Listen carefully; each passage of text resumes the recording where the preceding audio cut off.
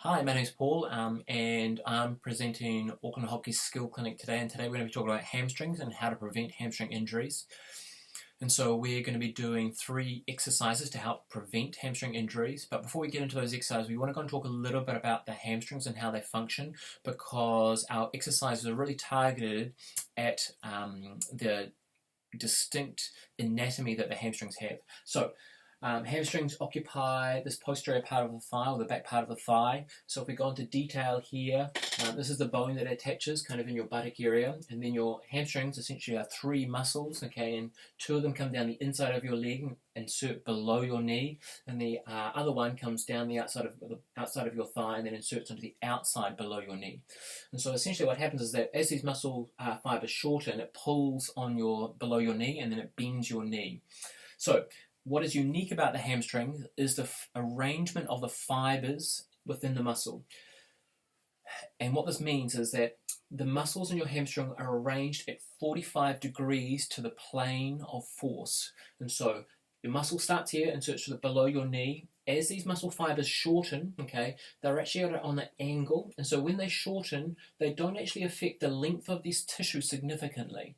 When we see this in a muscle, we say that this muscle is designed for more strength-related tasks, opposed to that muscle shortening and lengthening significantly. So that means that when we're going to do our exercises, we want to go and strengthen that muscle in a short range, not through a very big range. And the example of that is when you go to the gym and you do a hamstring curl machine, you are trying to pull that bar through a long range, okay, which is not that good for a hamstring because it's very aggressive on those fiber types. These muscle fiber types are more prone to working in a really small range. So when we put this into a running, so here's our head and we're running this way, our hamstrings are actually really strong in the small little range, and we want to go and set up our exercises to go and target that. So the exercises that we're going to talk about are, we're going to do 2 videos, and the other exercise that I want you to go and do is, actually I'm not going to video for it, but we're just going to talk about it, but I'll talk about it after our exercises. Okay, hope this helps.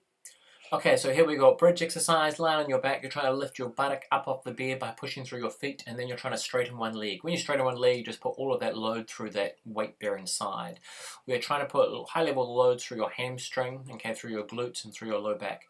When we're doing this, we're trying to start with 10 seconds, okay, and then trying to build up to 15 to 20. The extension for this exercise is running bridge, and with all the differences that you're trying to put your heels a little bit further away from your buttock, so you're putting your hamstring in a position which is closer to the running movement. Same thing, to start with 10 to 15 second holds, okay, but trying to work up to 20-25 seconds. We're trying to hit 10 times, okay, and then trying to repeat that 3 to 4 times a week. Hope this helps. Okay, so you've seen the 2 exercises, bridge and running bridge. The next exercise I propose that I want you to be able to do to go and help prevent hamstring injuries is actually running fast. When you run fast, you're actually helping to strengthen the hamstring and the tendon unit so that it becomes stronger. When you run fast, you are essentially stimulating your body to go and grow these structures bigger.